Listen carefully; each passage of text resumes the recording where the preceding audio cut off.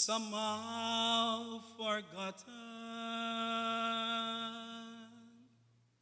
that you are faced with circumstances you can get through.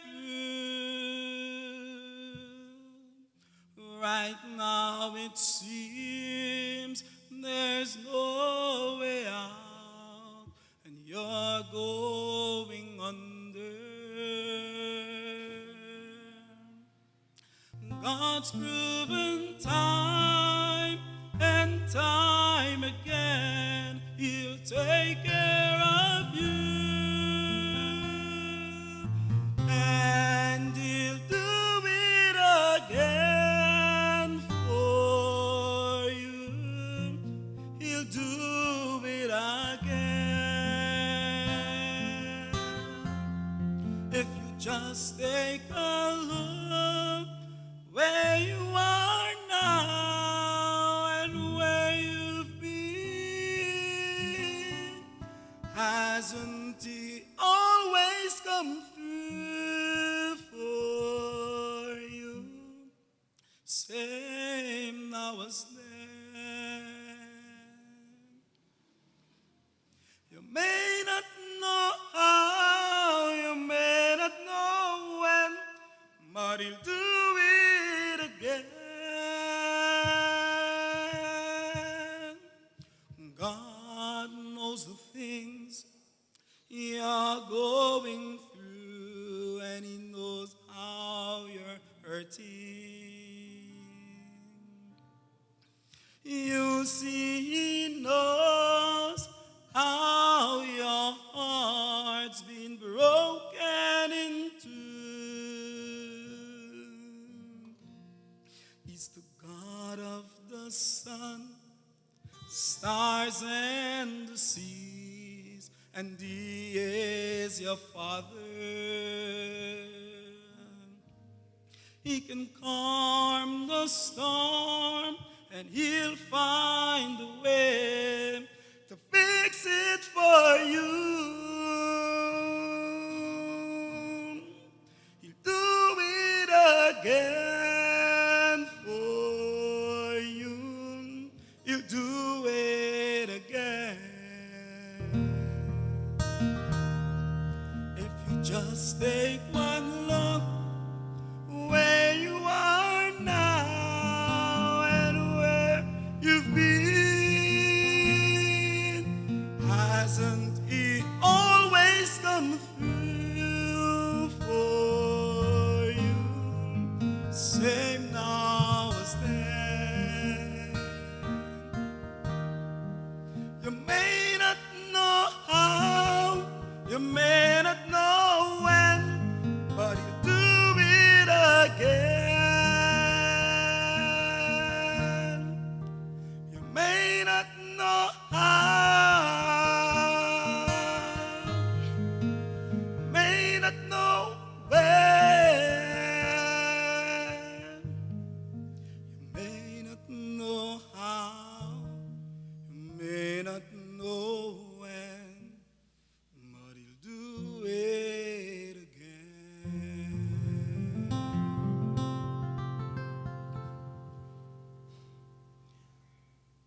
This afternoon, we are very happy to welcome back Dr. Milton Rennie Mills, our special guest for today's activity. Dr. Milton R. Mills, remember, serves as an Associate Director of Preventative Medicine for the Physicians Committee responsible for medicine, a North American group of doctors and laypersons dedicated to promoting improved health care, better and more appropriate nutrition, and higher standards of medical research. So, after listening to him this morning on diet and the gospel, they go hand in hand. This afternoon, he'll be ready to answer your questions. So after a brief remark, we will have the questions ready for Dr. Milton Mills. Doctor, welcome to you again this afternoon. God bless you.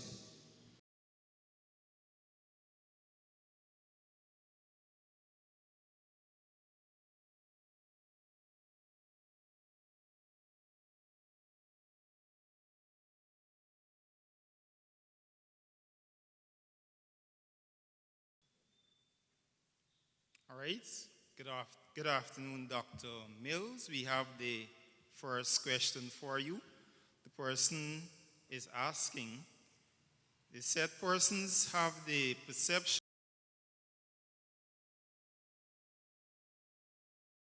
to be saved. Is this true?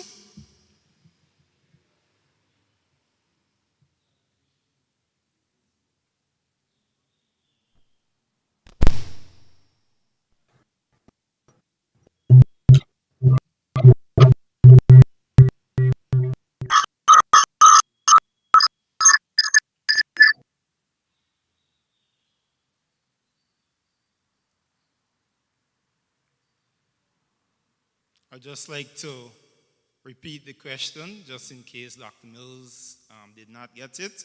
Persons have the perception that meat eaters will be saved, cannot make it to heaven. Is this true?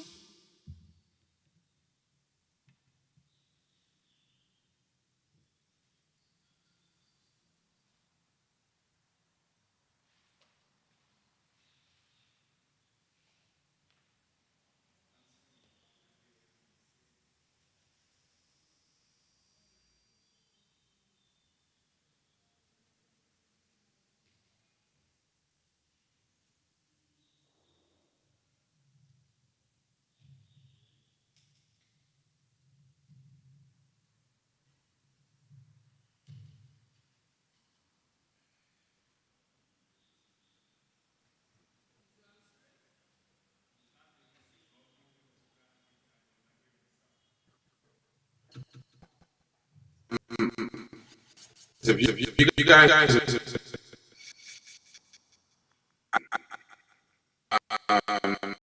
about this, was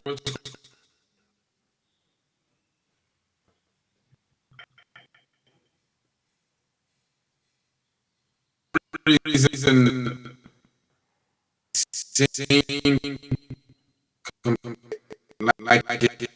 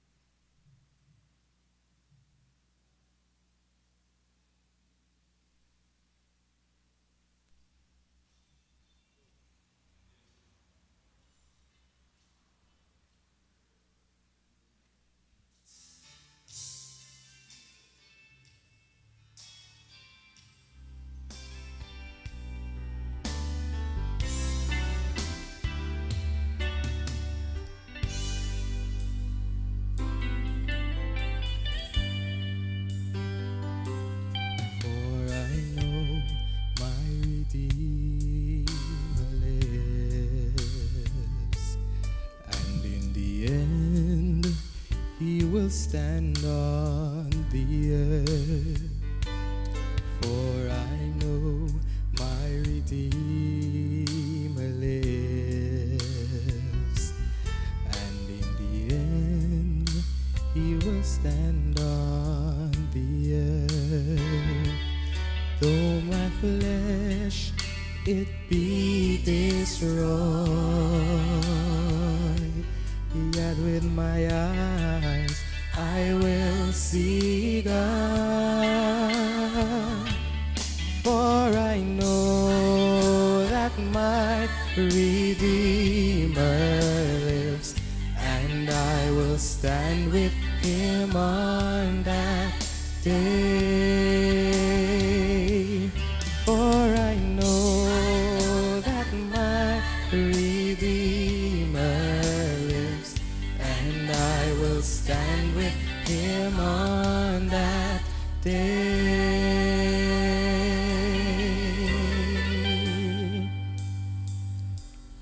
Oh, my heart, it yearns within me for the day when Jesus returns. Oh, my heart, it yearns within me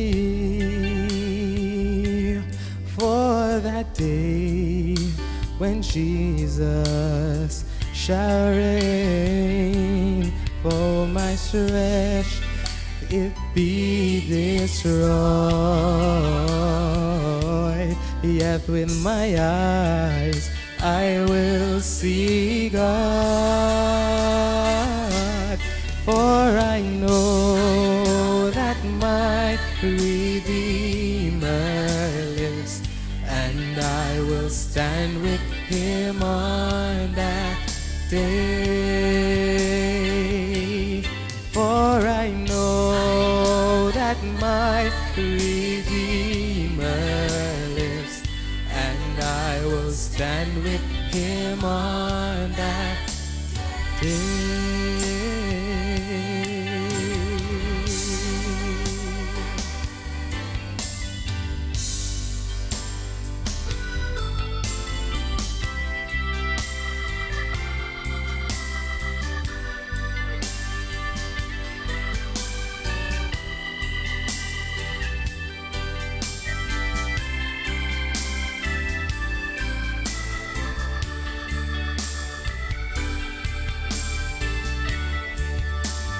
For I know that my Redeemer lives, and I will stand with him on that day.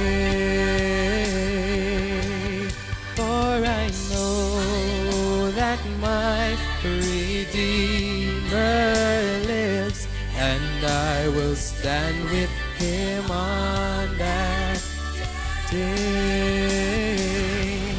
For I know that my Redeemer lives, and I will stand with him on that day. For I know that my Redeemer lives, and I will stand with him on that day.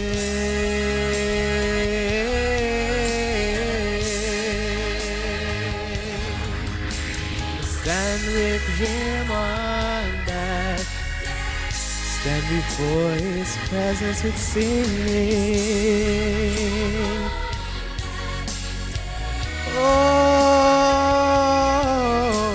stand with him on that day.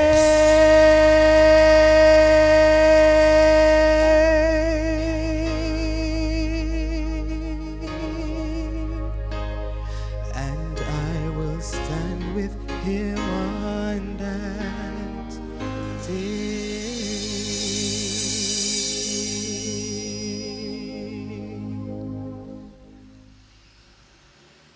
Good afternoon, Dr. Mills. I'd just like to repeat the question. The question is, persons have the perception that meat eaters would not be saved. Is this true? Um, I'm sorry. Repeat that question for me. Persons have the perception that meat eaters would not be saved. Is this true? No, that is not true. Um, the servant of the Lord was very clear that she said that the question of becoming vegetarian is not a point of fellowship. That we're not to make that a test of discipleship was the a term that she used. And no, this is not something that um, our salvation is dependent on. The point that I tried to make in the sermon earlier was that we want to try and adopt a healthier diet to facilitate a closer relationship with God. Um, but that does not mean that if you eat meat, you will not be saved. No, that does not mean that. By the way, I'm hearing an echo, and I don't know if that can be something that can be done about that.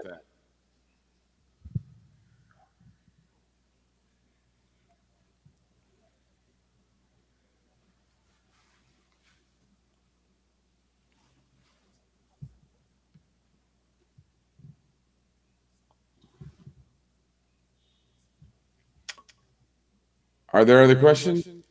Yes, Doc. We have another question. Okay. The question is, a cool afternoon to you. If we Good should afternoon. not be meat eaters, why God allows so much cows and chicken which are for food and will go waste?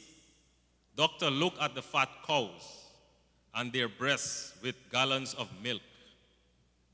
If it's to feed the hungry, why did God allow all of these animals? Oh my goodness.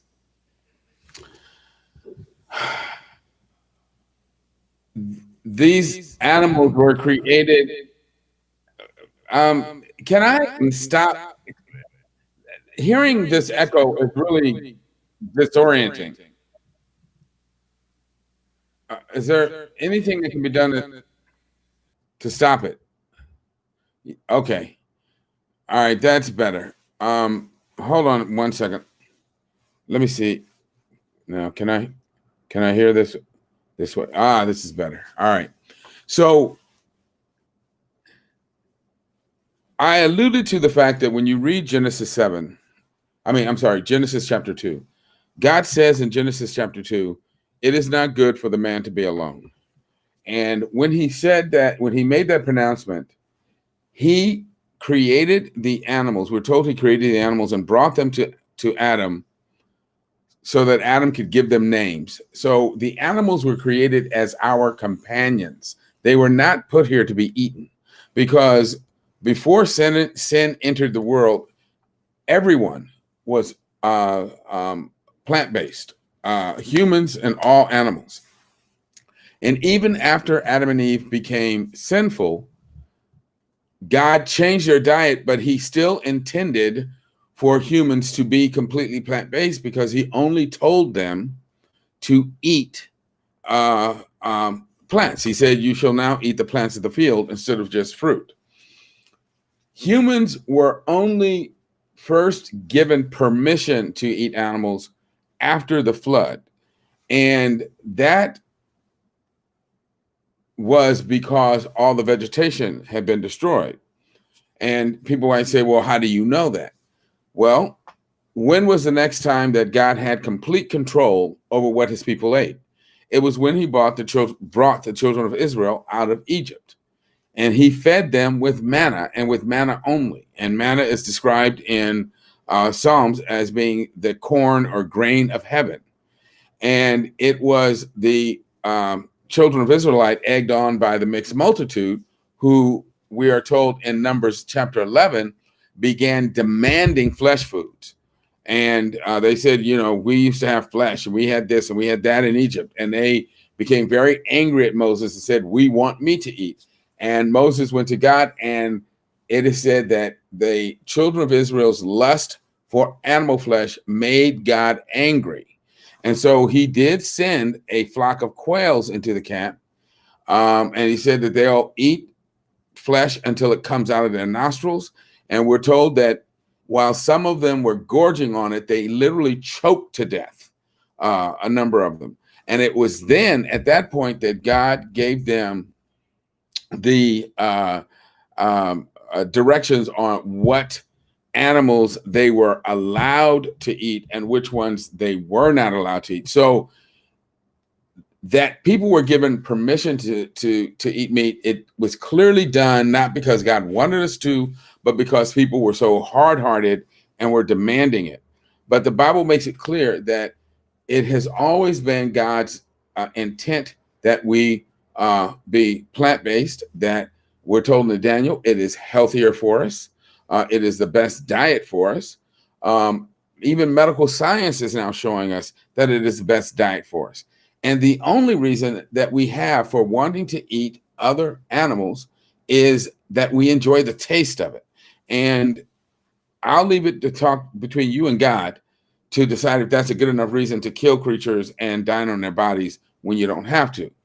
But the fact of the matter is, we also know that in the earth made new, there is going to be no meat eating, that everyone and every creature will once again be as God had always intended us to be, and that is entirely plant-based. That's why in Isaiah chapter 11, we're told the wolf will lay down with the lion will eat straw like the ox, and that none shall hurt in all my holy mountain, saith the Lord. We're told in Revelation, there will be no more death, no more dying. That is not only true for human beings, that's true for the animals. So there will be no more killing and eating of other creatures. This was never part of God's original plan. It is not what's best for us. And yes, we may have his permission to do it because of, again, our stubbornness, but we pay the price for it in our health. And with respect to why there are so many cows and chickens, that's because people breed them so that they can be eaten. But that is not an excuse in and of itself to eat them. I mean, people used to say the same thing about African slaves. Well, we got all these slaves over here, so we got to put them to use by making them do our work. I mean, that's kind of a ridiculous argument. And if we would stop breeding animals to be eaten, there wouldn't be as many cows and chickens, pigs, and so forth as there are now. And also, we wouldn't be as much doing as much damage to the earth and its ecology as we're doing now.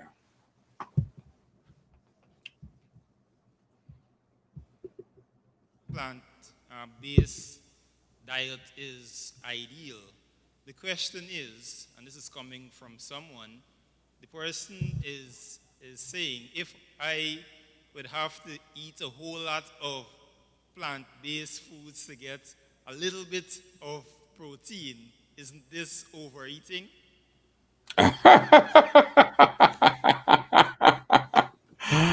Oh my gosh. Believe me, you can't overeat if you're eating plants directly. And oh my goodness. It is a complete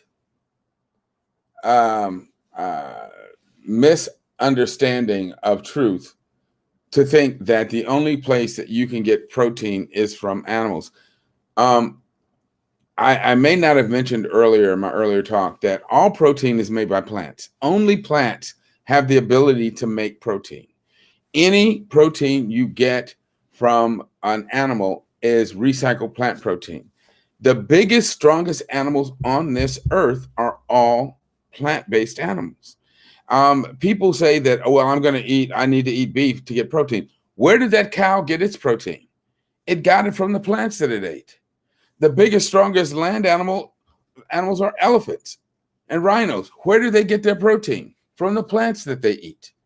We use horses to ride and pull wagons and pull plows. Where do they get their protein? From the plants that they eat. You do not, absolutely do not need meat or animal tissue to get protein. There is plenty of protein in plant foods. And in fact, gram for gram, I think there's actually more protein in soybeans and other legumes than there are in animal tissue. Plus, you don't get the fat, cholesterol, and all the other stuff that you get when you eat animals. So plants are a much healthier source of protein than animal foods, which is why God told us to eat them. I mean, again, in Daniel, we say we believe God. We say we believe his word. We say we trust the Bible. Right there in chapter 1 of Daniel, it tells you, Daniel said, put us to the test. Let us eat, it's sometimes translated pulses, which are lentils and beans and vegetables, and drink water for 10 days and see who's healthier and fatter in flesh. That is, have bigger muscles. Us, the people who are eating the plants, versus those who are eating the king's food. And it said that Daniel and his companions who ate the purely plant-based diet were much healthier, bigger, healthier, had bigger muscles, and a better working mind than the people who were eating the meat and all the other stuff that the Babylonians were providing. So, ladies and gentlemen, we either want to accept and believe what God is telling us, or we're going to sit here and try and fight it and come up with reasons to not do it. But you cannot, and we need to stop lying to ourselves and pretending that it's not healthy or it's not good for us, because the science shows it is absolutely the healthiest diet that we can eat. It is the best diet that we can eat, and it is the diet that promotes the greatest longevity. There's research called Blue Zone data that's been done with populations from around the world that where people live the longest, and they have the least number of diseases and the lowest risk for dementia. And what they have found is that the thing that all of these people living in these blue zones have in common is that they eat a largely or entirely plant-based diet. But what's very interesting is that the more plant-based the diet, in other words, the closer the people get to eating an exclusively plant-based diet, that is eliminating all animal foods, the longer they live.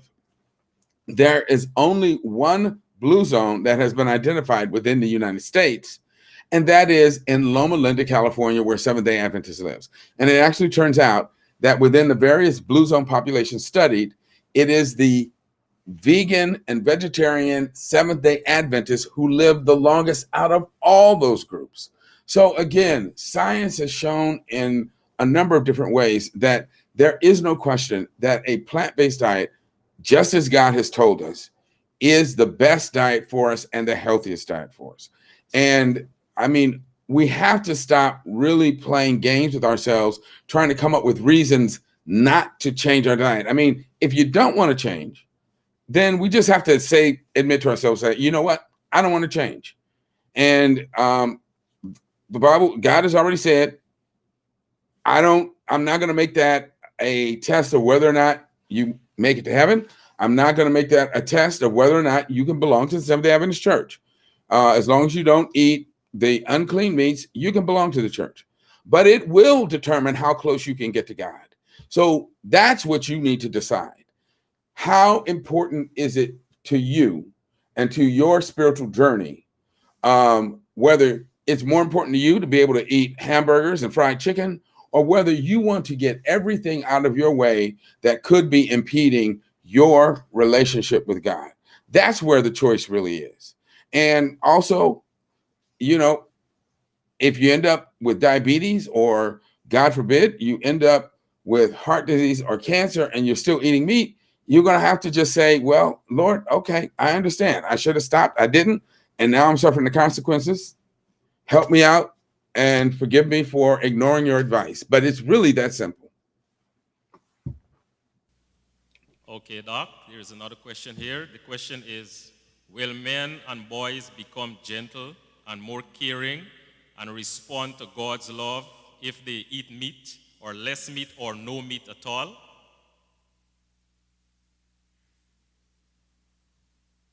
I will say that the answer is very likely yes. Now, the question then comes, how on earth can you possibly know that? Or are you just making things up as you go along? Well, no, there's actually some evidence that supports that. There have been uh, uh, several penal institutions, prisons, or juvenile institutions for kids with behavioral problems that have placed their inmates on a purely plant-based diet as a way of helping to decrease uh, inter-inmate conflict, to decrease behavioral problems. And what they have shown consistently is that when they put in a plant-based diet, the violent tendencies, the aberrant behaviors, the conflicts between the inmates themselves and the aggressive behaviors towards the staff or the prison guards go way, way down, and these institutions become much more peaceful. And the inmates themselves have many fewer behavioral problems. So there is no question that changing one's diet has a direct and profound impact upon behavior. But I have also talked to a number of people who are very clear that when they decided to go plant-based, they found their personalities changing to become much more gentle, much more caring, much more loving. One of whom is a rapper who goes by the name of Gray, and he's very popular on the internet for a Thanksgiving Day rap that he did a couple of years ago about how he was going to have this vegan Thanksgiving. But I was at a Black Veg Fest in Brooklyn about 2 years ago, and Gray was there, and got a chance to meet him. And he's this wonderfully effusive guy, and he said, before I went plant based, he said, I was an angry person. He said, I didn't smile very much. I always had a frown on my face. He said, but after I changed my diet, he said, I just found myself becoming much happier, and I started noticing things that I never noticed before, like the birds and butterflies, and I didn't want to hurt things, and I didn't want to even hurt bugs anymore. He said, in fact, if I even saw a roach in the house, I would pick it up and take it outside because I didn't want to kill it. And he talked about the change on his personality. I met another gentleman from Louisiana by the name of Josh Lejeune. And Josh is famous because he used to weigh something like 350 plus pounds. And he went plant-based and took up running. And now I think Josh is about 6'3", and now he weighs probably just over 200 pounds. I mean, he's very thin. I mean, he's on normal weight. And he is, but the amazing thing about him is that he's just this really loving, friendly guy. And I've been at a couple of events with him, and I was interacting with him and talking about what a nice guy I thought he was. And he just said to me, he said, Milton, if you had known me before I became plant-based, you wouldn't have liked me. And I said, Josh, why do you say that? I said, you're such a great guy. He said, because I was a racist. He said, I was raised in Louisiana, and I was taught to be racist and to dislike Black people. He said, he called his grandfather Pop. He said, my Pop told me, that I was not supposed to show respect to Black people, that I was not to be kind to them. And he said that's the way I was, and that's how I was raised. But he said, once I went plant-based, my whole personality changed. And it was really surprising to me because, like I said, he is such a caring, outgoing, warm person. But it was, again, just confirmation that changing your diet does have an impact on who you are as a person. So the answer to the question is yes. By men and boys changing their diet, it will help them to be more caring, more nurturing, and more supportive of their loved ones. Okay, Doc, we have a statement followed by two questions from a viewer. The viewer is saying, I love cow's milk. Who needs it the most, children or the elderly? The second question is plant based milk weak in terms of its nutrition? Okay. All right. First of all, we need to understand what milk is, what it's meant to be, and why no human being should ever be drinking cow's milk or any other milk from another mammal. And I know that sounds shocking to people raised in Western countries because we've been brought up with the idea that milk is a good food, or that milk, number one, is food, that it's good for us, and it's something that we should be taking in and feeding our children. But nothing could be further from the truth, because um, milk promotes all sorts of disease. Milk, number one, number one, the reason cows give milk is because, like women who make milk, excuse me, they're pregnant. They're made pregnant, and they deliver a calf, which, by the way, is immediately taken from them, so that all of their milk can then be taken from them and sold for human consumption.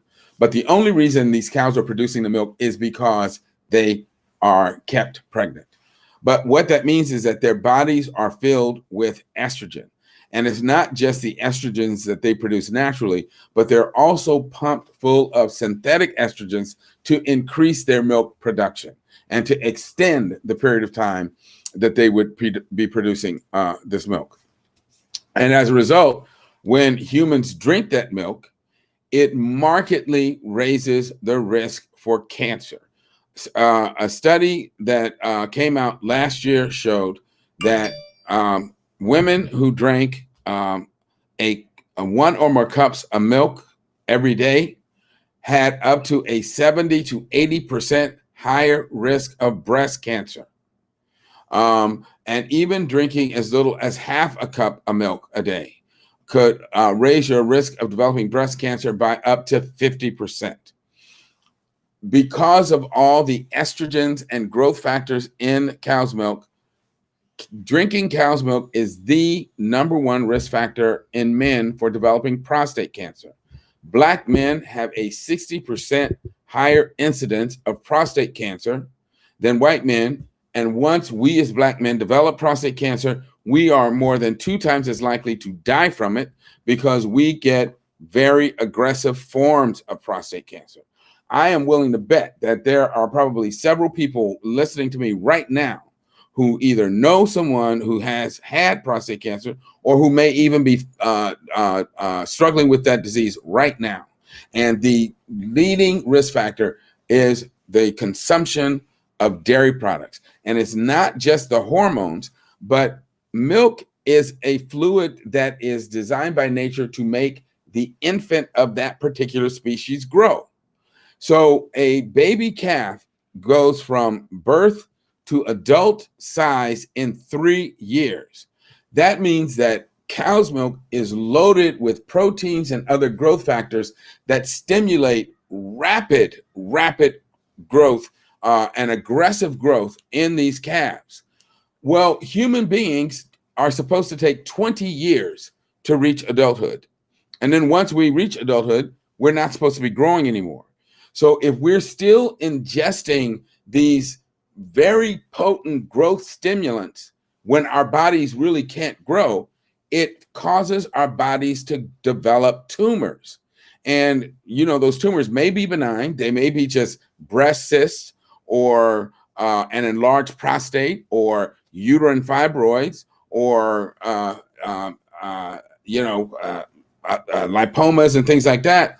But a lot of those tumors actually go on to actually become frank cancer, because we should not be stimulating adult cells to try and grow. And the other thing milk is designed to do by nature, or by God, is to stimulate the development of the immune system in baby animals. And that is why the consumption of dairy products is associated with the development of and the exacerbation of autoimmune diseases. So it's been linked to multiple sclerosis, lupus, rheumatoid arthritis, and other problems. Also, we know it exacerbates asthma because it causes overproduction of mucus. Mucus is a natural way that our respiratory tree keeps itself clear of dirt, debris, and bacteria. But when you drink milk, it causes the overproduction of that mucus, which, if you have asthma, will cause spasming of the respiratory airways and clogs them up with that extra mucus and makes it very difficult for people with these problems to breathe. It also exacerbates acne. So for all of those reasons and even more, human beings should absolutely stop drinking cow's milk immediately. It is one of the most unnatural, unhealthy things that you can drink. And that's just the flat out truth. And as far as the plant milks are much healthier because they don't have these growth stimulants. They don't have these abnormal foreign animal proteins that create disease that we see in humans. They have, depending on which type of depending on which type of plant milk you use, they have a similar amounts of protein, calcium, and so forth. It just depends.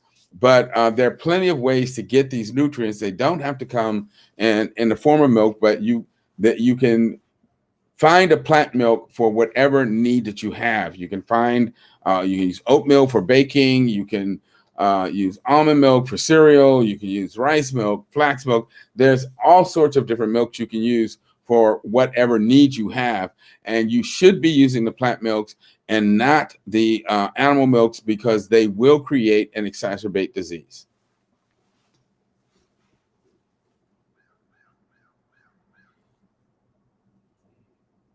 Book, and the question is, vegetable farming today is said to be equally contaminated with pesticides and antibiotics.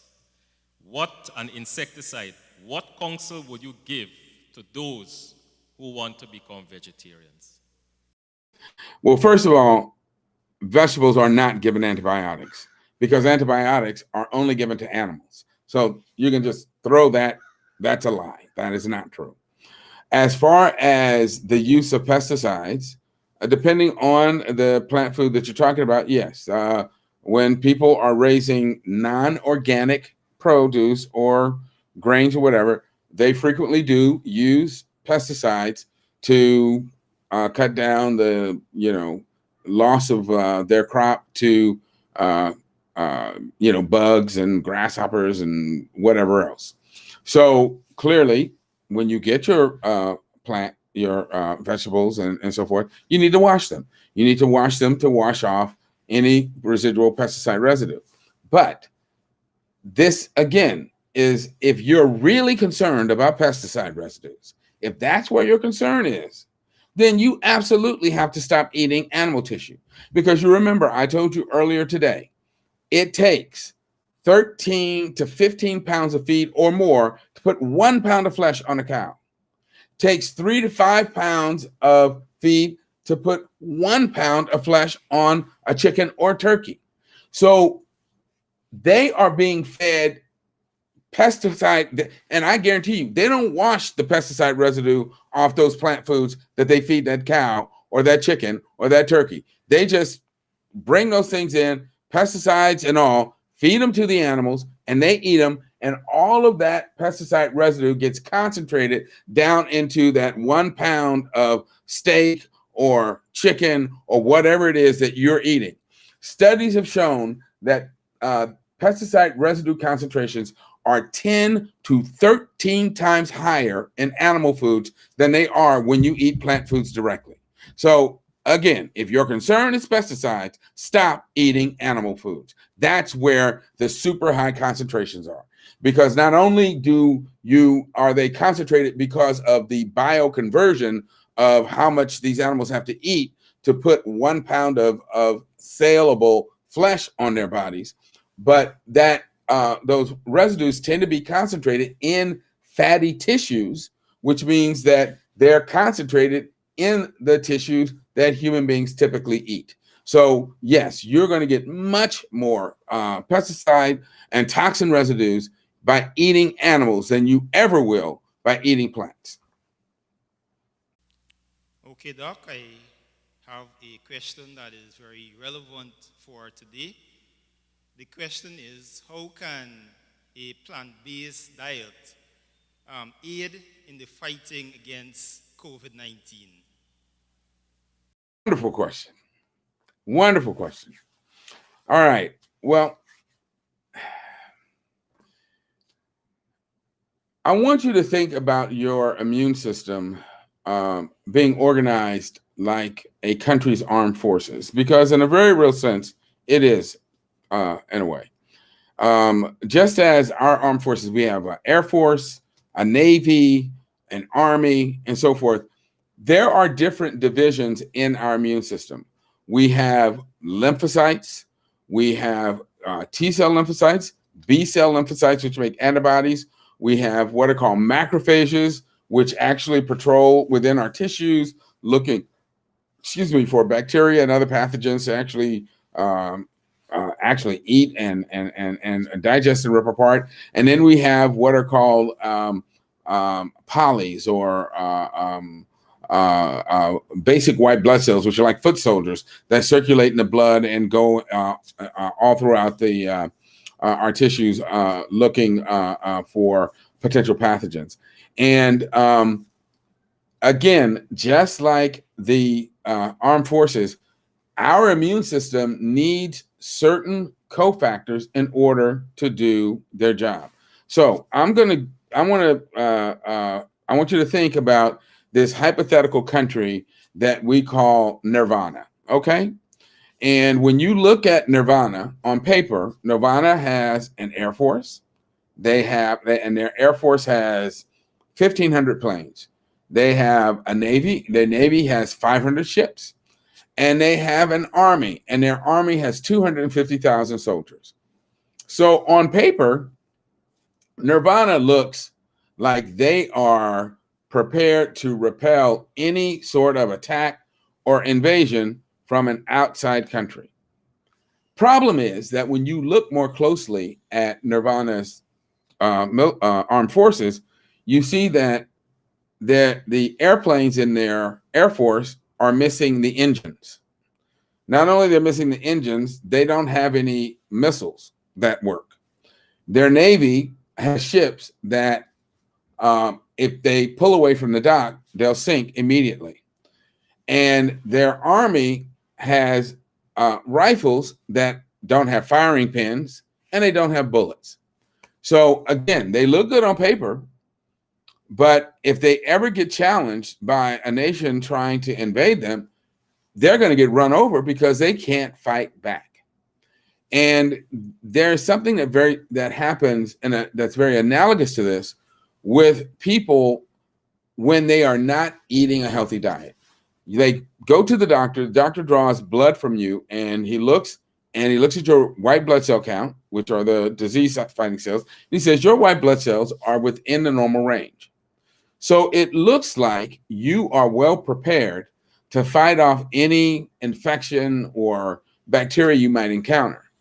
But because you haven't been eating the right foods, those white blood cells don't have the vitamins, minerals, and nutrient cofactors that they actually need to do their job. And that's why when people are sitting around eating Popeyes and KFC and McDonald's and Burger King, all they're eating is grease and animal protein. And this animal protein, these are animals that were raised on nutrient depleted food. So yeah, you got a lot of calories, you got a lot of empty protein, but you don't have any vitamins, you don't have any nutrients, you don't have any antioxidants, you don't have the things that your immune cells need to actually fight off and kill bacteria. So the minute you're challenged by something like COVID, your immune system gets run over like a tank rolling through downtown. I don't know what the major city is in Guyana, but you can imagine. It just rolls right over your white blood cells. And people succumb to this because they aren't eating a healthy plant-based diet. Because what we know, and there have been a number of studies that have looked at people who have succumbed to COVID, and they find that they are very low on what people call vitamin D. It's not really a vitamin, it's a hormone. And if we all got enough sun exposure, we would make our own. But again, most people are indoors most of the day, and even when they're outside, they are covered up with clothing, so they don't make as much D3 as they should. And people with low D levels succumb very quickly to COVID. And if they are in the hospital, they don't do as well. So that's a reason that I tell everyone they should be taking 5,000 IUs or international units. That's how D is measured, of D3 every day, 5,000 IUs every day.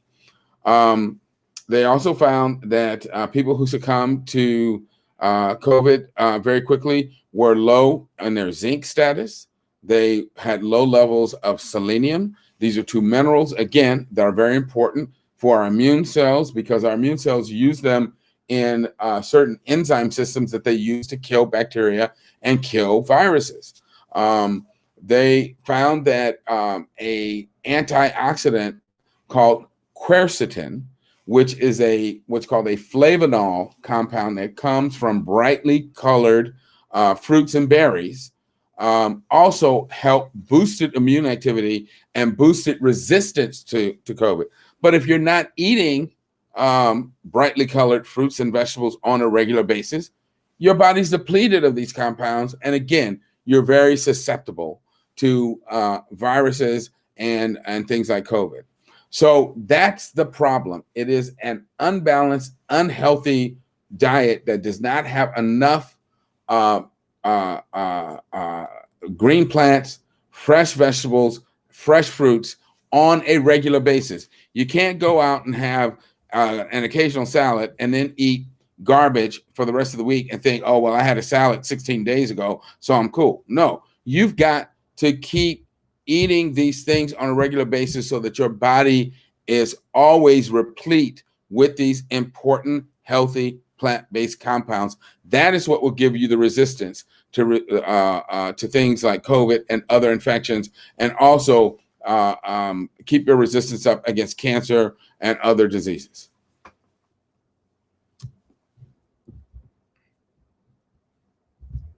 For you for this evening. And the question is, if a person who was eating meat becomes sick, would that person recover faster if while in that sickness they become a vegan? The answer is there's no question.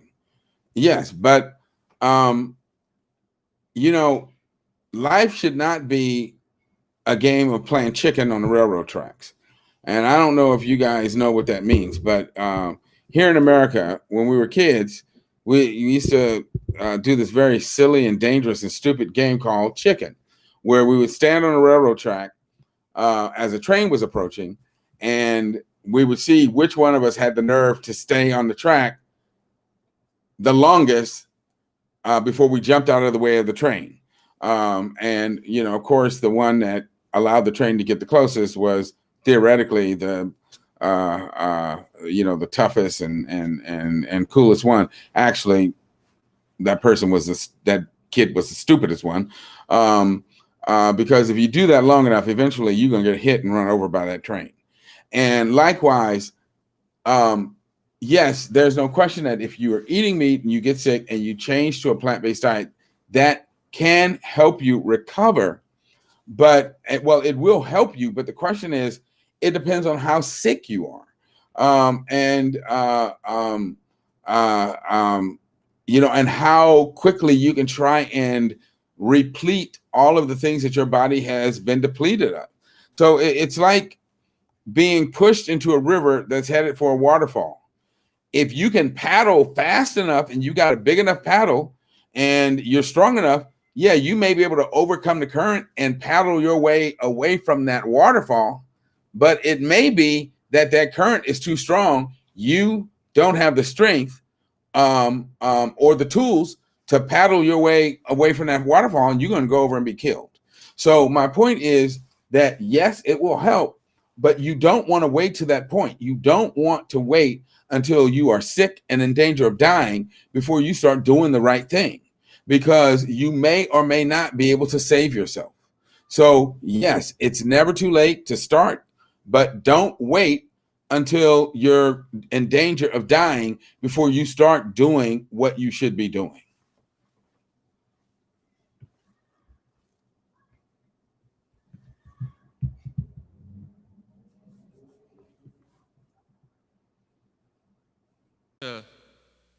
Rennie Mills, on behalf of the Guyana Conference of Seventh-day Adventists and the Men's Ministries Department, we say thank you very, very much for your presence with us this weekend, which was very informative, and at the same time helping us to realize that diet and the gospel goes together.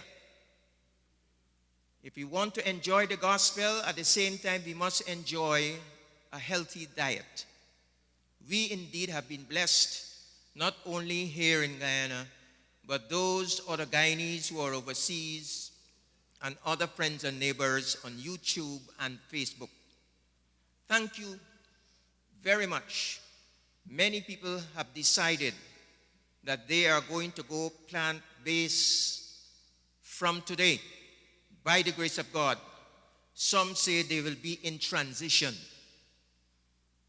And it's a positive outlook for many who would like to be drawn closer to God, for many who would like to carry this gospel in these end time days.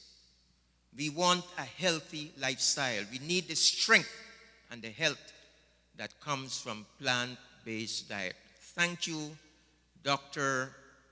Milton Rennie Mills. God bless you in all your endeavors as you continue to spread the light of health reform. God bless you. At this time, we are very happy to have with us Dr. Clement Henry, who is going to talk to the men concerning financial literacy. Men need to know how to handle their finances. Some men do not know. And because of that, you have men who are always broke.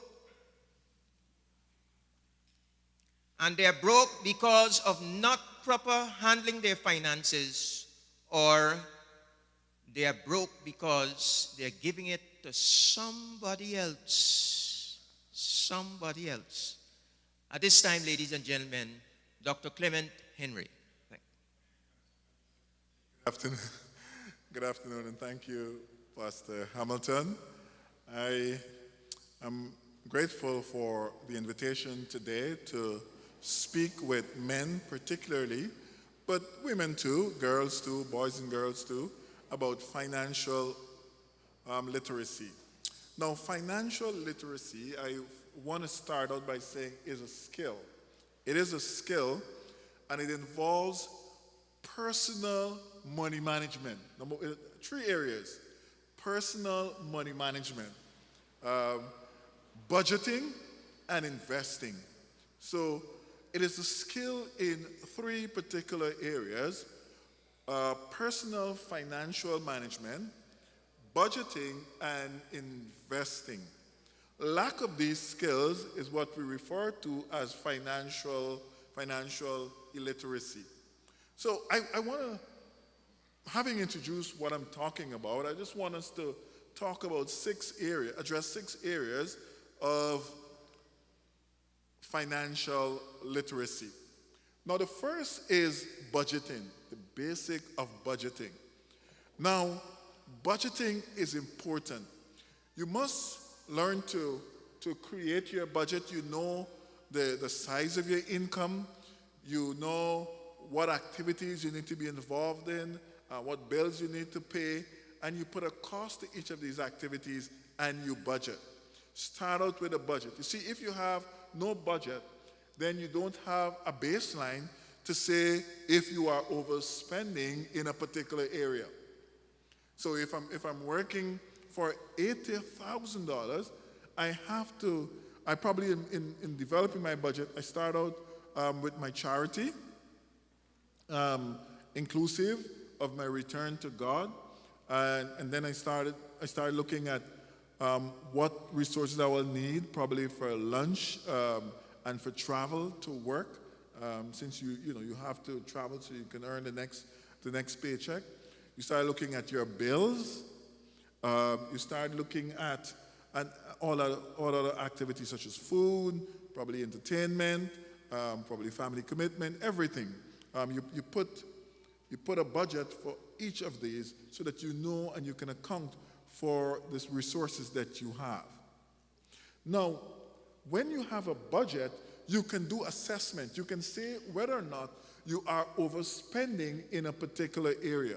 Now, my wife is, very often very serious on budgeting, and sometimes at the end of the month, she will tell me that we overspent in a particular area, or one of these bills are getting enormous, is getting too high, so we need to cut back in a particular area over the next month so that we can remain in balance. So budgeting is important, right? You just can't, if you get your money like that and you start spending it without a plan for spending the money, you will soon find that half of the month gone, all your money gone, and you have more days than money left in your pocket.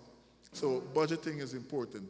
Budgeting is setting out that financial plan in terms of how you will expend, save your resources. The second thing I want to talk about in terms of financial literacy is prioritizing saving. Prioritizing saving. And I can tell you this. Many people say, oh, my money is so small, I can't save. My money is so small, I can't save. I recall coming back in the 90s to work in Guyana. And those days, the salary was not as good as, Pastor Hamilton is benefiting today. It was really just a little something. But I was able to save, I would sometimes save $1,000, $500, but every month I ensured that I saved something.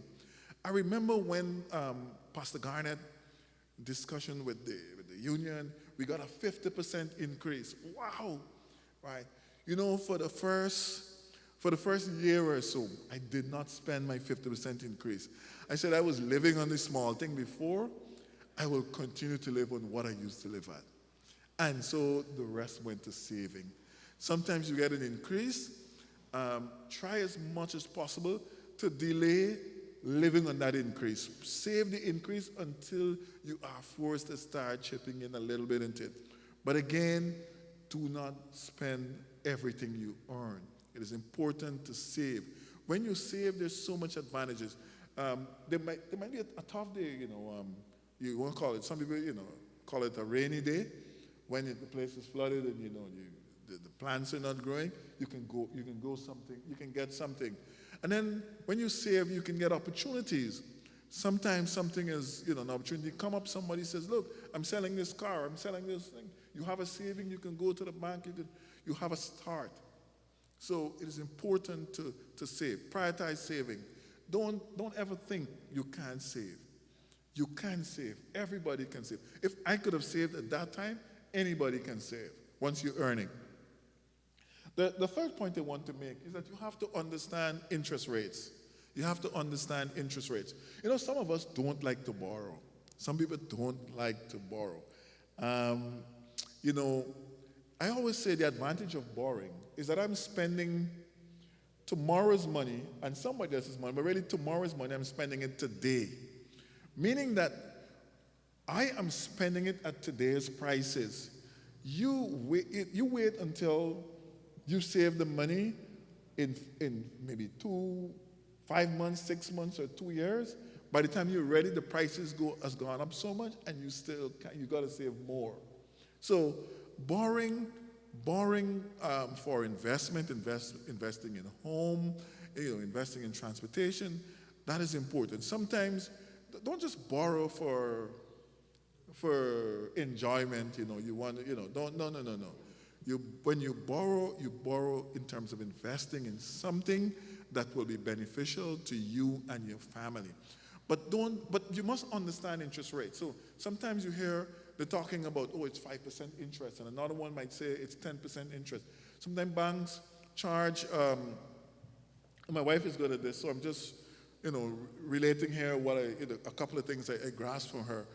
But, sometimes they talk about compound interest or simple interest. You need to find out, is it a compound interest or is it a simple interest? And you need to sit down. There are websites that will help you to put in your principal, what you're borrowing, the different interest rates, the different systems, and so you can compare what banks are offering, right? Don't be caught immediately at the numbers. Try to understand, is it reducing balance, or are they charging the interest from up front, All of these things you need to query. You must understand interest. And if you don't, you can go on a website, you can talk to someone who understands interest rates. But when you're borrowing, make sure you understand interest rates clearly. And then now, the fourth thing is that we're in the modern world. And in the modern world, debit, we have our credit and debit cards. And I want to be quick on this one. I never really liked this credit card thing, but I recognize sometimes traveling, you have, people not taking cash. You have to have a card. And so now I've gone into the whole business of credit card. But I monitor all my spending all the time. And when you build up good credit, banks are always willing to if you borrow and pay, banks always want to lend you. So you have to avoid the credit trap, because the credit debit trap, in a sense that because you're a good repair, the banks think, hey, this is a good man to lend money, this is a good woman to lend money, and they want to lend you. But you must ensure that whatever, your debt is manageable. Make sure your debt is manageable. And next, you need to invest in your future. Invest in your future. Consider retirement, post-retirement. Put aside money to invest in your future. Put aside money for personal development, whether study or improving in some area. So put aside money for your future. And finally, if you're dealing online, if you're shopping online, and many of us shop online because we're now comparing prices across borders, you must make sure that you have good security. Good security. Don't go to somebody Wi-Fi. Don't be stealing your neighbor Wi-Fi and shopping online, or you're going to a public place and you're shopping online, because you're putting yourself at risk for cyber criminals, and they will steal your money. They can steal your identity. We're putting a lot of information online. We have to be guarded about what information we put online. So this is where I will end my presentation. These are some key areas of financial literacy. I think there's a question and answer period where we can delve a little more in depth in each of the 6 points.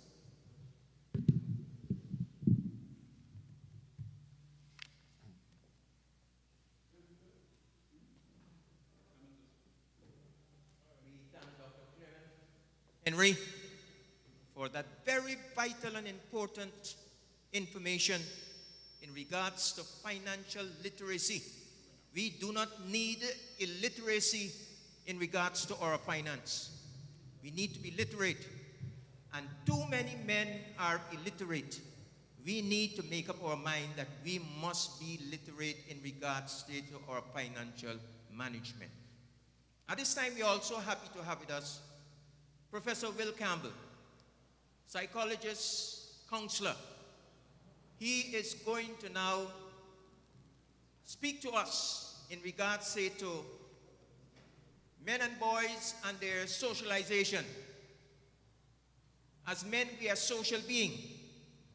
And as you heard in my presentation this morning, it says men need more socialization than women. So at this time, Professor Will Campbell, our dear brother, will present to us this matter on socialization for men. Thank you. Thank you very much, Pastor Hamilton, for the introduction and for this opportunity to address you this afternoon. This afternoon, I want to talk about positive socialization of men and boys. And I'm going to take the definition of socialization from a psychology, sociology perspective. And for about 10 minutes, I'll kind of introduce what I'd like us to talk about. And then maybe as we go along this afternoon during the Q&A period, we can talk in a little more depth about this issue of socialization of men and boys. Now, maybe it's because of my own learning style, but I'm not a fan of dictionary definitions. I use what I call working definitions. And I like to use practical, real-world examples in my lectures and in my presentations. And so I may have to apologize to those purists who like to hear that, according to the Merriam-Webster Collegiate Dictionary, 5th Abridged Edition, you're not going to get that from me. So what do we mean when we use the word socialization? Now, in addition to the associating and interacting with other human beings, socialization also refers to ways in which we learn how to behave in ways that are acceptable to society. And this process of socialization can take place formally, and it can also take place informally. So formal socialization occurs in structured settings like schools and universities and churches. I can share with you that when I went to high school, and one that is considered rather prestigious in our country, when I went to high school, I learned a few things that I had never learned at home. And so even today, I will not walk down the road while eating. And that is something that I was socialized to do in secondary school. So there is formal socialization, and then there is informal socialization. And so we pick up things along the way. We learn from people who might be our mentors. We look at how people operate and function, and we emulate or we copy those behaviors. And that is we refer to as secondary socialization. So we learn our attitudes, we learn our behaviors through socialization. Now, the most important and the most influential agent of socialization, however, is the home. The home is the most important and the most influential agent of socialization. And I'm sure that there are going to be some people who will say, but you socialize your children at home, but when they go to school, other things happen and they learn from their friends and they follow the media and so on. And all of this is true, but it does not change the reality that the most powerful source of socialization is the home. One of the challenges is that the home environment does not always make the best use of the opportunities that the home presents. And so many argue today that the boys' peers are influential, especially during the academic year, during the adolescent years, Many complain that popular media and music and movies and TikTok, electronic media, those are the things, that teach boys how they should behave. They have a powerful influence. But let me ask you a question. Who teaches boys how to choose his peers? Or let me ask that question a little differently.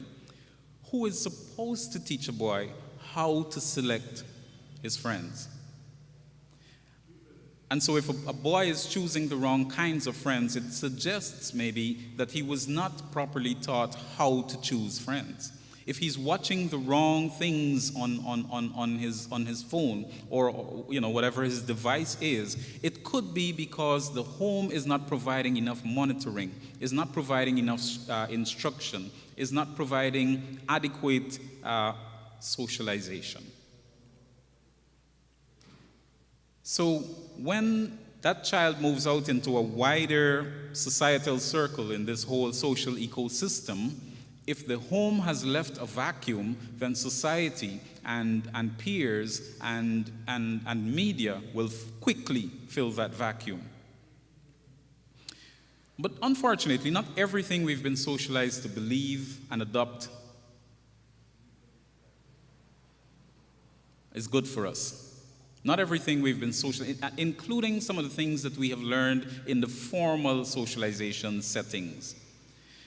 For example, popular socialization teaches men and boys that a man's success is measured in his achievements and in his acquisitions, and only as they translate into net worth or money. How much money are you making? You're successful if you're making money. That's one thing that the world teaches us, really. That is what society teaches us. So a lot of young men feel pressured to begin to acquire even before they reach the age of majority. And we often wonder why it is that young men are less likely to go on to tertiary education, for example. And one of those reasons is that a young man is less likely to gain approval if someone asks him at age 21 or 22, so what do you do? And he says, I'm going to school. If a young lady says that, she's congratulated. If a young man says that, it sounds like he's wasting time. He should be making some money, and so he feels pressured to go out and earn. Our popular socialization teaches that men must be strong, and that a man's ability to exert control over others is a metric of masculine strength. And so too many men feel like that they have to subjugate others, and sometimes this happens within the context of the home, and so the man subjugates his wife and keeps his children suppressed and depressed because society has taught him that he has to exert control over other people. Popular socialization teaches that aside from anger, emotion in men is effeminate. As a result, a lot of men suppress that vital part of who they are, that emotional side, which, by the way, is created by God for a purpose. Men are emotional beings, but we're not allowed to acknowledge that because we're socialized to think that women are emotional, and that if a man is emotional, then something must be wrong with him. And so men have learned very early to channel his emotional discomfort into anger because anger is seen as masculine. And this forces them to, very often it leads to to poor health, because if we are not properly expressing our emotions, it will affect our physical health. And it leads to poor emotional connections and a lack of emotional intimacy, and we can understand how that will affect our relationships with our families. So popular socialization tells us we must be the breadwinner. We must provide at all costs, and masculinity must be proven, and there are very narrow parameters within which we can prove that masculinity. But one of the things that I find, a fact that I find extremely encouraging, is that socialization is a continuous process and it is a dynamic process. And regardless of how socialization may have messed up a man or a boy, he can reset, he can retrofit, he can reform. Though your sins be as scarlet, they shall be as white as snow. So we, all of us, in our families and in the wider family of God, can learn new ways of being, and we can teach them to future generations. So mothers and fathers in the home and mothers and fathers in Israel can socialize upcoming generations in more adaptive ways than we've done in the past. And while I don't have nearly enough time to share with you all of the recommendations I can think of for how this can be done, I'd like to suggest a model that God shared with the children of Israel many, many years ago, before psychology became a discipline. I often say that God is a psychologist, among other things. I mean, after all, He created the human mind. He created the human brain, and He knows how it works more than anyone else. And so He has given us a blueprint as to how we should socialize our boys in Deuteronomy chapter 6. He says, "Hear, O Israel, the Lord our God is one God." See, an understanding of God's character. In understanding His character, we become familiar with the blueprint by which we ourselves should live. And then we learn to love God. And we all know that the love and the fear of God is where all human wisdom, is where all wisdom resides. And then we can teach that to our sons and our sons' sons and our great-grandsons. And we teach them when we lie down to sleep and when we rise up in the morning and when we share space in the home and when we travel in our cars. When we spend time with our sons and we model the character of God, our sons learn to turn their backs on the distractions of social media and the pressures to fit in with their peers. And our boys, as they become men, they learn to stand out like Daniel rather than to fit in and get lost in the crowd. Let us then ensure that we sift out through the wisdom imparted by the Spirit of God those traditions which may have seemed right in the past, but which have in fact made us shadows of whom God has really created us to be. And instead, let us teach our sons the character of God. Let us socialize them in wholesome, healthy ways. Let us raise men with habits that will make them strong and healthy physically, emotionally, mentally, and spiritually. May God grant us His wisdom as we change for the better the way we socialize our men and boys. Thank you.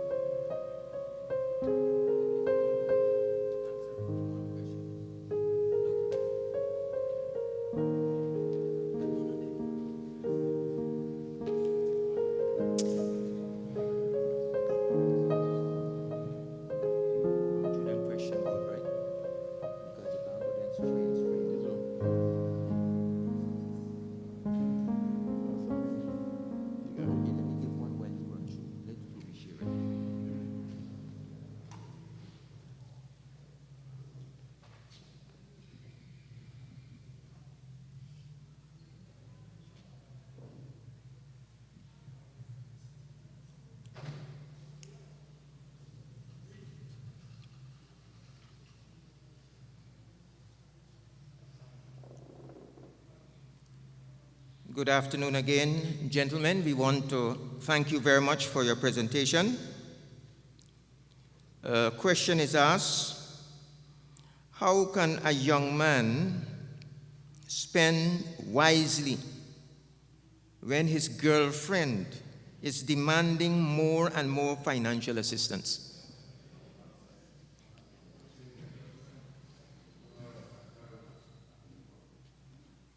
Good afternoon again, friends. How can a young man spend his money wisely? I see two immediate steps he has to take. Probably need to start off with the first one, and if that don't work, then he needs to take the second one. So the first would be to call her in and sit her down and go through the whole session on financial literacy. Talk to her about budgeting.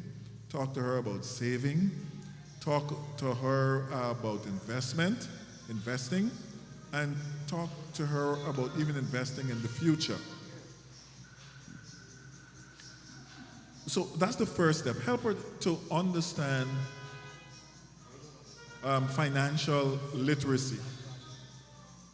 Now, once that is done, and she still insists in her demands for additional resources outside of your earning, then you need to have her for a second conversation. That is, young lady, I think we are financially incompatible, and therefore we probably may have to go our separate ways, and we shouldn't invest our time in this relationship because it seems a hurdle to really overcome this incompatibility.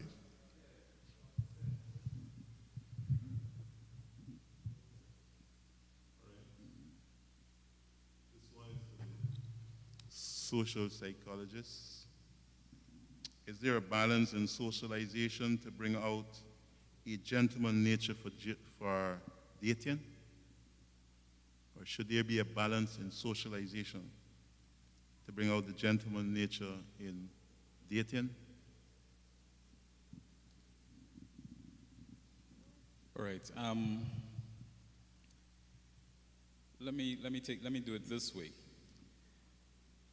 What becomes our nature is what we learn. We're essentially born, one theorist put it this way, tabula rasa, blank slates. And so what forms our nature to a large extent has to do with who is around us and what kind of teaching we're able to get. And so if someone is going to become a gentleman, I mean, we can't bring out what is not there. And so for someone to bring out their gentleman nature, then that person must first be a gentleman. And so that person, someone will have had to train that young man in becoming a gentleman. You know, someone would have had to socialize him to become a gentleman. And so, yes, we can bring out the gentleman in a young man, but at first we have to put it in, and so someone will have to teach that to him. Now, the good thing is that if he doesn't learn it in the home, that there are other places, there are other media, there are other agencies through which he can learn these skills. Like I learned quite a bit about being a gentleman from Pathfinder Club, for example, and from the youth clubs in this church. And so, yes, we can train our young men to become gentlemen, and this can start at any age. Old men can learn to become gentlemen as well. Okay, another question to you, gentlemen.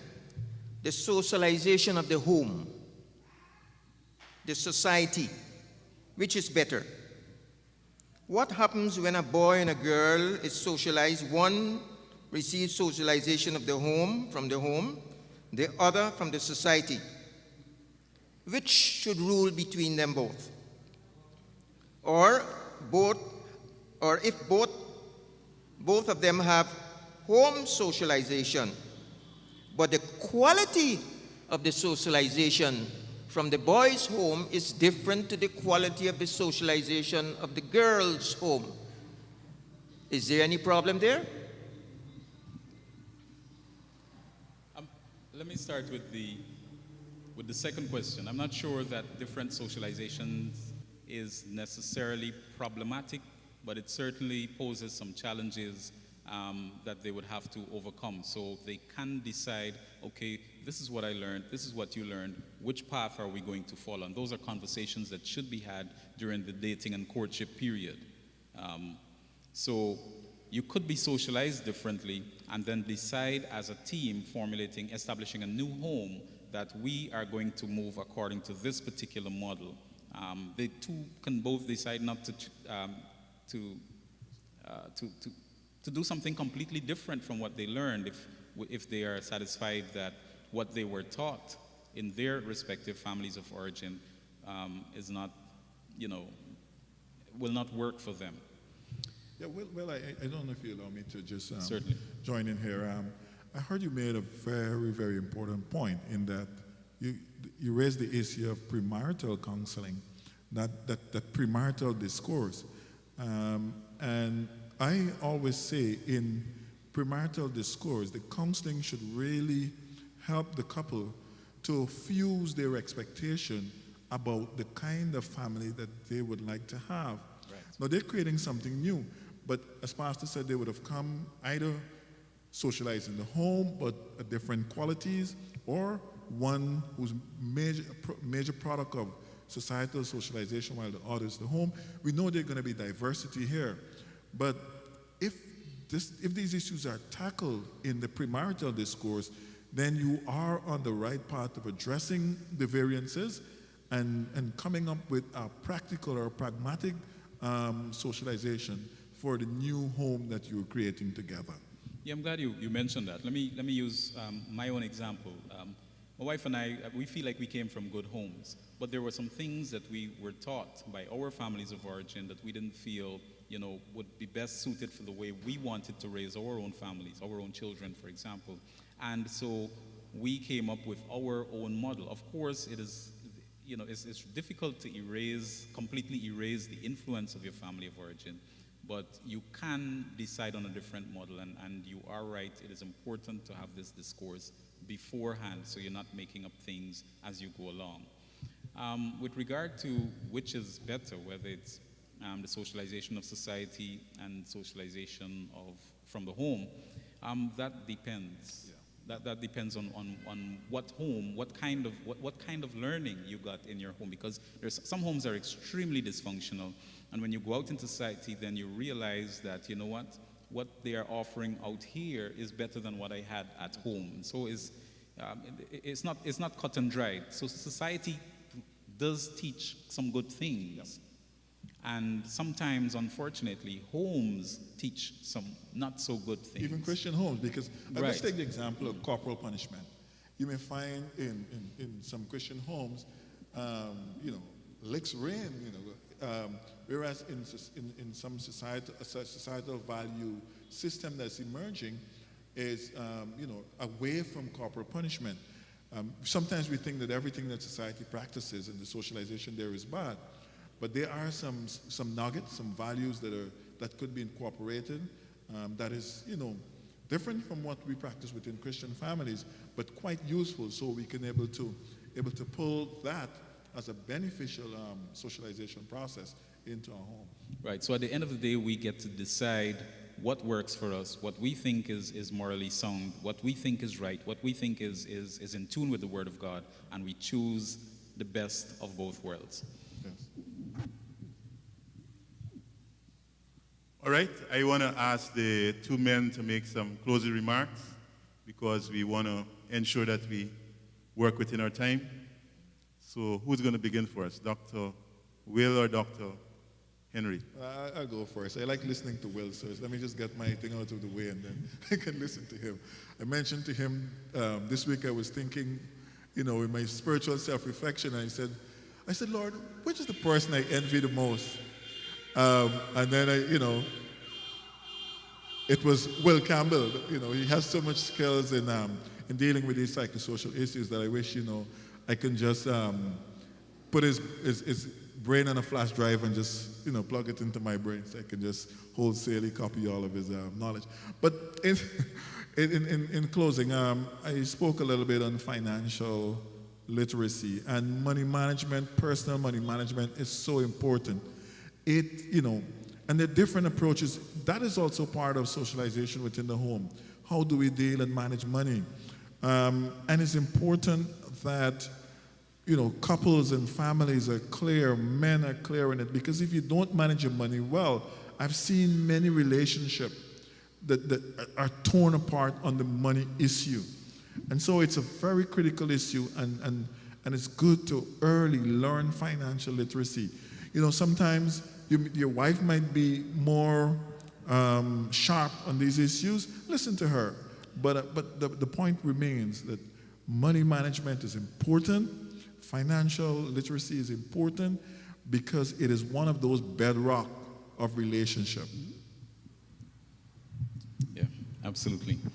So I'm not going to return the compliment publicly, even, So here's what I'd like to close on. Very often we hear people saying things like, you can make the child, but you can't make their mind. And I agree in part, but in very small part. Let me say it this way. We may not be able to make the child's mind, but we have an opportunity in our homes to mold the child's mind. And as the twig is bent, so grows the tree. And when we have an opportunity to bend that twig in the right direction, we should make the best use of that opportunity. So let us not shirk our responsibilities to help our children, help our sons in particular, to become to become productive kingdom men, to use a term I learned from a friend. We have that opportunity within our homes to train our sons, to socialize our sons, to become program men, kingdom men, I'm sorry. And so let us use that opportunity, because we can actually determine, we can to a large extent determine what kind of men will emerge out of our homes. Thank you, gentlemen. Thank you very much for your contribution here this afternoon. And I pray that as we continue to develop our men's ministry,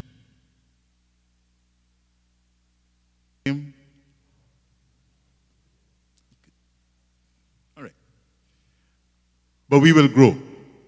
We look forward for not just this one program once a year, but we will engage you in the future, because we want to move from region to region, community to community, to build a kind of connection with men.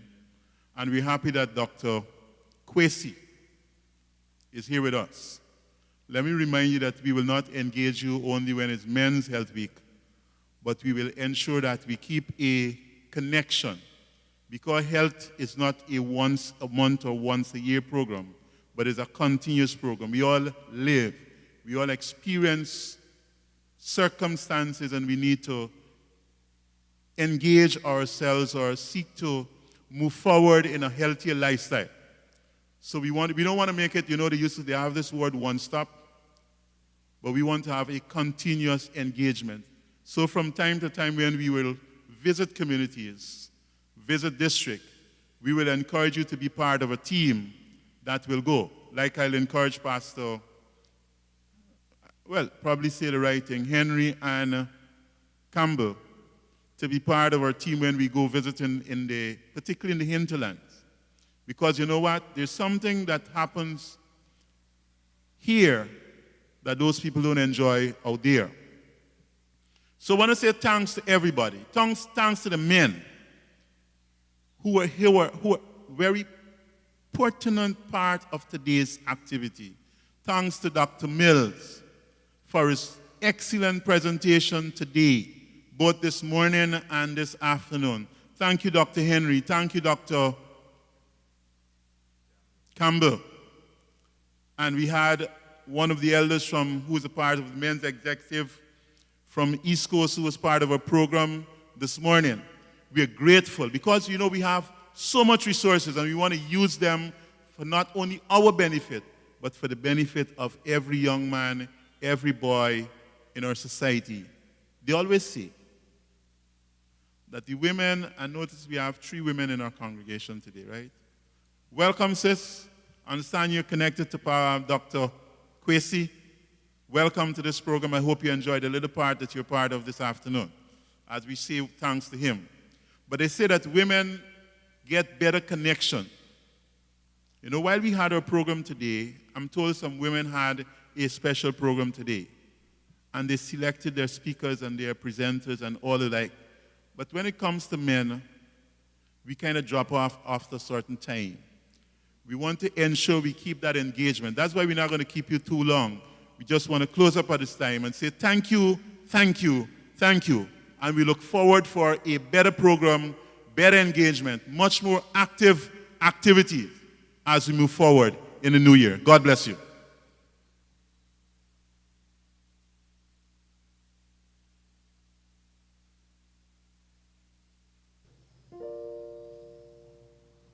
Yeah.